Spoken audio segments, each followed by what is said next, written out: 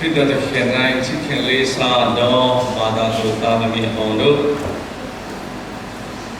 ဝတ္တမှုတွေတဖွဲဖွဲရတော်နေတဲ့ဇူလိုင်လရဲ့ဤတနေ့ဒီကနေ့မှာ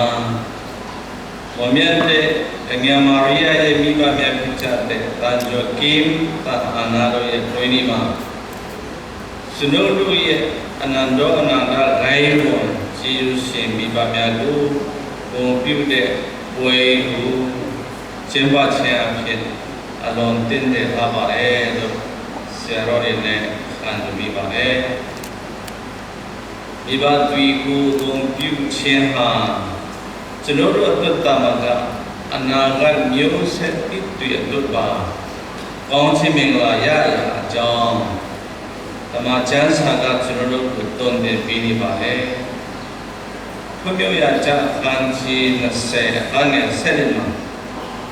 တေနိဖျားတခင်သာရဖျားပေးသနာတော်မူတော်ပြီး၌တေနိအတ္တစီမေအကြောင်းတေနိမိဘကိုဇုတိစွာပြုတော်မိဘကိုဇုတိခြင်းနဲ့အတ္တစီတဲ့အကြောင်းတို့တွေ့ရတဲ့ဆိုတော့တမန်ကျမ်းစာကအတိအလင်းထောက်ပြပေးပါတယ်ဒီပြင်းတော့ဟာမိသားစုနဲ့ကဘာချင်းကြီးချရဲ့အတွက်အခြေခံအုပ်မြစ်ပါမိဘတီကိုလူတီလေးစားတဲ့အခါမိသားစုမှာဖျားတဲ့ခင်ရဲ့မျက်နှာသာပြီးမှုနဲ့ပျော်ရွှင်မှုကိုရရှိဖို့တရားကိုခွန်ထားတော်မူတာနဲ့အတူတူပဲဖြစ်ပါတယ်။ဒါကြောင့်မိဘတီကိုလူတီလေးမြတ်ခြင်း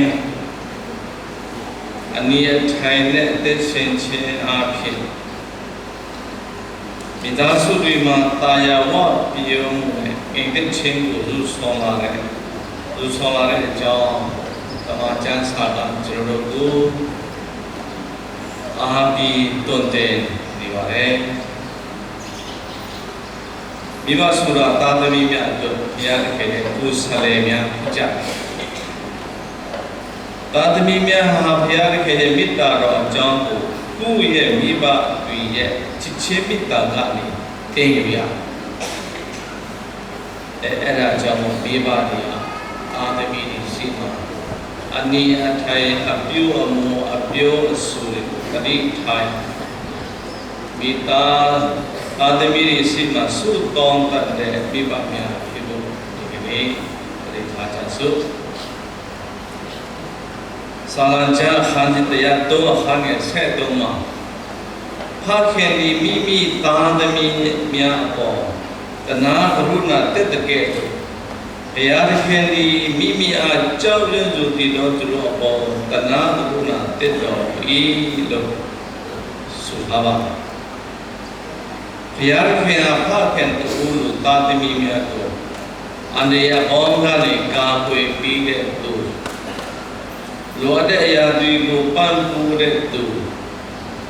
လမ်းမတဲ့အခါမှာလမ်းပြကိုငင်ပဲ့ပြင်ပေးတဲ့သူဖြစ်ပါတယ်။ဒါကြောင့်သူရဲ့သားသမီးတွေဘယ်လောက်ပဲစုမိုက်ပြီးလမ်းမတို့ရောက်နေပါစေ။ဘုရားသခင်ကဖခင်မောင်းတူလို့သားသမီးများကိုချစ်နေလို့ပါပဲ။လမ်းမရကနေရလာစီချင်တဲ့ဖခင်ကောင်းဖြစ်ကြောင်းကိုလည်းပြောင်းဆုံးသွားတဲ့ပါရဲ့ပုံဥပမာအဖြစ်လည်းတကယ်ခရစ်တော်ကကျွန်တော်တို့ကိုတွန်းတင်နေရမယ်ဖြစ်ပါတယ်ဒီအပြင်ဘုရားခင်ကကျွန်တော်တို့မိခင်တူလူလည်းချစ်တော်မူတယ်ဧရှယနာဂတိချခန်းကြီး66အငယ်73မှာဘုရားခင်ကအမိဒီသားငယ်ကိုနိတ္တင်စီတကယ်တော့ငါတင်တို့ကိုငါနိတ္တင်ကြီးလို့ဘုရားခင်မင်းတော်ခဲ့ပါတယ်အမှန်တကယ်ပြောရရင်ဘုရားခင်ကမိခင်တူထက်တော့ကျွန်တော်တို့ကိုချစ်ပါတယ်ဧရှယခန်းကြီး49အခန်းငယ်15မှာမိခင်တူဒီမိမိပွားတော့ Mimi nu su tunge ku milio nai tala ake milio dole tengu nga mi bakyo ba bu lo le ati le suraba di saga aphen yar khen ye mitta ha mi pa ta u ye mitta the tu bi ro tissa si de ti tan khai me jong le ti si na le ne ba le mi ba mya ha phya de khen ye mitta ro ko pho phya de phya de khen ye ku sare ro mya phit ja da chang mi ba tu ya phya de khen ne tan shin chin bawa ko we mya tu le phit de to cha mo ta de mi ni si ma me ba ni ya Om San Namo Na Kwang Pya Tawon Si De soတဲ့အကြောင်းဖြစ်ပါတယ်။ပုံမှန်လေးနဲ့ပြောရမယ်ဆိုရင်မေရောမာရရဲ့မိဘနှစ်ပါးဖြစ်ကြတယ်။တန်ကျော်ကိမေတ္တာအာနာတော်ပါ။ဘုရားခင်ရဲ့ရှိတော်မှာဖြောင့်မတ်တန်ရှင်းစင်ကြတဲ့ဘဝကိုကျင့်ကြံခဲ့ကြသူများဖြစ်ပါတယ်။ရှင်မတေဝခန်းကြီးခုနှစ်အခန်းငယ်ဆက်ခွန်မှာတခင်ယေရှုကမျိုးကောင်းသောအပင်ဒီကောင်းသောအသီးကိုတည်တတ်၏လို့လည်းဆိုထားပါတယ်။မေရမောရိယရဲ့တန်ဆင်းစင်ကြတဲ့ဘဝဆုံးဖြတ်ချက်ချရမှာသူမရဲ့ခိုင်မာတဲ့ဆရာရဲ့ခန္ဓာသူမရဲ့ရှင်စမပြည့်စုံကောင်းခြင်းအလေးအကျင့်သူမရဲ့ယုံကြည်ခြင်းအကျက်အသေးကာလမှာသူမရဲ့ငြိမ်သက်မှုသူမရဲ့ဆွေမျိုးတွေကိုပုံငယ်ပြီးတတ်မှုတွေကိုကြည့်ချင်အဖြစ်သူမရဲ့မိဘနှစ်ပါးတွေဟာတန်ဆင်းစင်ကြတဲ့ဘဝကိုရှောက်လန်းတဲ့မိဘကောင်းများဖြစ်တဲ့အကြောင်းသိသိထူနေပါလေ။အကြောင်းကိနဲ့တာနာရောဟာမေရောမာရိယကိုတန်ဆင်းစင်ကြတဲ့ဘဝကိုရှောက်လန်းဖို့ပညာလို့စီတိုက်ကြွေးခဲ့တယ်လို့ပဲမိဘတွေမိမိတို့ရဲ့သားသမီးတွေကိုတန်ဆင်းဆင်ကြတဲ့ဘဝကိုရှောက်လန်းနိုင်ဖို့ပုံတက်တီကောင်းများပြပြီးပညာလို့စီကိုတိုက်ကြွေးကြဖို့တာဝန်ရှိတဲ့အကြောင်းလည်းတတိမှာကြပါစို့ဇနီးခက်နိုင်ငံကြီးစီးပွားရေးနဲ့တဘာဝပြီးဒုက္ခများကိုစုကျူးတွေကြောင့်ဖြစ်လာတဲ့သာဝတိကြတ်တဲ့မှုများကြောင့်မိဘတွေကသာသမီတွေပြုထောင်ရမှာစင်ခမှုမျိုးစုံတွေ့ကြုံနေတာကိုတွေ့ရပါတယ်စင်ခမှုတွေကြောင့်တချို့မိဘတွေကသာသမီတွေကိုမရဘူးမယူဘူးစုံစမ်းလို့စစ်ချင်ခါရတဲ့ဇနီးမောင်နှံတွေလည်းရှိလာတယ်အဲ့ဒါတို့ရဲ့ဒီခေတ်ကြီးမှာဝန်ထမ်းဆရာပေါင်းတဲ့အချက်တွေအဲ့ဒီတော့ဆိုရင်သာသမီမရတဲ့မိဘဟာစစ်ကြတယ်ဘုချင်းမှာဆိုရင်သာသမီအများကြီးရတဲ့မိဘတွေကစစ်ကြတယ်ဆိုတာခြားစီတဝဲစီတော့ပါပြီဒီလိုမျိုးဘဝရဲ့စင်ခေါ်မှုတွေရင်ဆိုင်တဲ့အခါမှာမြို့ရင်းချင်းနဲ့အသက်ရှင်တာလို့ဝေတော့မဝေပါဘူးဒါမျိုးလည်းအဆုံးမပြီးပဲနဲ့ဘုရားခင်ပေါ်မှာယုံကြည်စိတ်ချဖို့အထူးလိုအပ်ပါတယ်ဒါကြောင့်စာကျမ်းအခန်းကြီး110ခေါင်းအခန်းငယ်3မှာသာသမီတို့ဒီထာဝရဘုရားပြီးတော်မူတဲ့အမွေဥစ္စာဖြစ်ကြ၏သူတို့ဒီကိုယ်တော်ပေးသနာတော်မူသောဆုလများဖြစ်ကြ၏လို့ဆိုထားပါတယ်ဒီကျမ်းပိုက်ကသာသမီများမှာကျွန်တော်တို့ရဲ့သက်တာအတွက်ဝန်ထုဝန်ပိုးမဟုတ်ပဲနဲ့သူတို့ဟာဘုရားသခင်ကပေးသနာတော်မူတဲ့လက်ဆောင်စကားများဖြစ်ကြောင်းရှင်းရှင်းလင်းလင်းဟောပြထားပါတယ်အကြောင်းဘာလို့ကောင်းလို့တခရင်ခရစ်တော်ကလည်းပဲ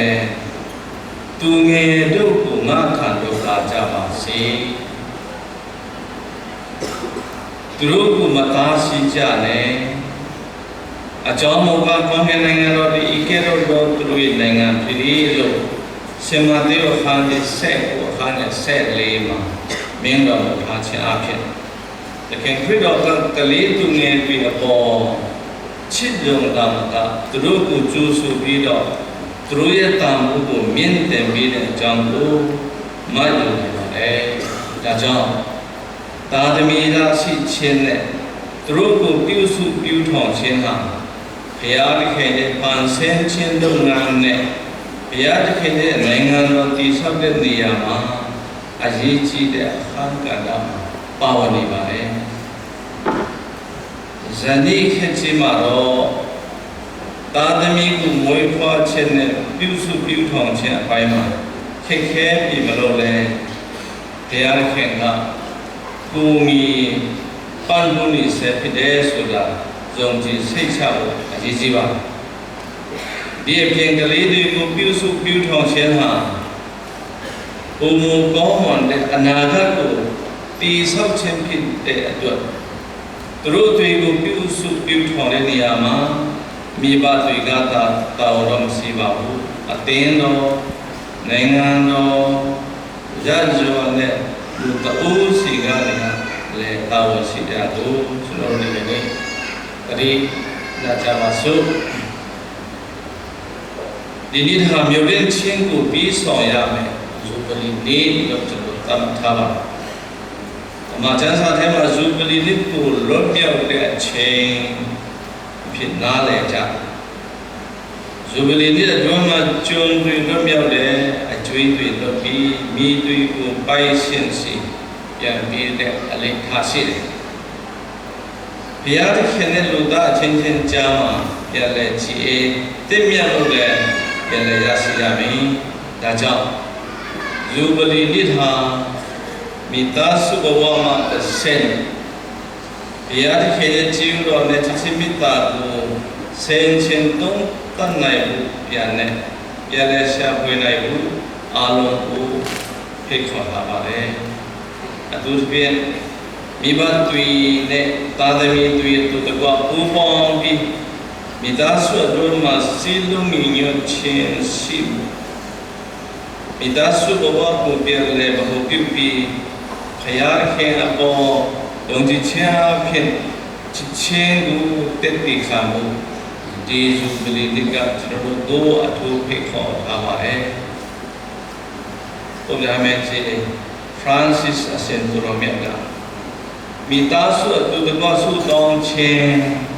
Sagasami Biosu Chen Fei Atudua Chen Apien Zu Chen de Biosu Miago Mitasu Bawata Shama Panti Java Atena Atudale Taiton Kevaဒါကြောင့်မိသားစုတို့မှာစီလုံးကြီးညမှုရှိတဲ့အချိန်မှာမိသားစုတိုင်းကြုံတွေ့ရတဲ့ဘဝအခက်အခဲတွေကိုအတူတကွတွန်းလှန်နိုင်ပြီးတော့ခွန်အားနဲ့တည်ငြိမ်မှုကိုမြင့်တင်ပြီးနေပါတယ်။ဒါကြောင့်ခွန်လွတ်ခြင်းဟာမိသားစုအတွင်းစီလုံးကြီးညမှုကိုထိန်းသိမ်းရမှာအဓိကအခန်းကဏ္ဍပါဝင်နေပါလူတိုင်းကအမှန်လို့မိတတ်ကြပြီပဲခွန်လွတ်ခြင်းကချင်းမေတ္တာကိုပုံမူသူပွားစီကြောင်းတရိယာအရေးကြီးပါကလောဆေဩဝါဒစာခန်းကြီးတုံးအခန်းငယ်ဆက်တုံးမှာကံပေါ်လို့ကတူကူတူတိခါခွန်လွတ်ကြတော့ဘုရားသခင်နဲ့တင်တို့ကိုခွန်လွတ်တော်မူတဲ့ဤသူအချင်းချင်းခွန်လွတ်ကြပါလို့ကျွန်တော်တို့ဒီကနေ့ဆုံးမနေဆဲပဲဖြစ်ပါတယ်။ဒါကြောင့်မိသားစုအတွင်းစီလုံးကြီးရောက်ခြင်းစီဘူးတဘုနဲ့တဘုအပြန်ကခွန်လွတ်ကြပါလို့လည်းပဲခွန်အားပြီးလို့ပါတယ်။ယရင်ချင်းနဲ့လျှောက်လန်းတဲ့ဘဝခရီးမှာကျမ်းမာပြီးချစ်မြတ်နိုးဝေကောင်းတဲ့ဆက်ဆံရေးတည်ဆောက်နိုင်ဖို့လိုအပ်တဲ့မြတ်ကြီးတော်အကုန်ကြီးတွေကိုဘုရားခင်ကပြီးနေတယ်ဆိုတာတရိယာကြပါစို့ သာသမီတို့ရဲ့နေထိုင်ရာနေအိမ်ကိုခရစ်တော်နေထိုင်ရာနေအိမ်ဖြစ်တော်တည်ဆောက်ခြင်းကသာသမီတို့ရဲ့ဘဝခရီးနေနေတဲ့အချိန်တိုင်းမှာပုံမချစ်ခင်လေးစားမှုနဲ့နားလည်မှုရှိတဲ့ပုဂ္ဂိုလ်များဖြစ်လာစေရန်လုံးဆောင်ပြီးတဲ့တွန်းအားပြီးတဲ့အရာဖြစ်ပါစေ။အကြောင်းဇူဘလီနှစ်ကသာသမီတအုပ်ချင်းတို့ရဲ့ယုံကြည်ခြင်းကိုပုံမခိုင်ခန့်စေပြီးတော့ကရုဏာမေတ္တာနဲ့သိစေနိုင်ဖို့နဲ့ဘုရားသခင်အပေါ်ပြုထားတဲ့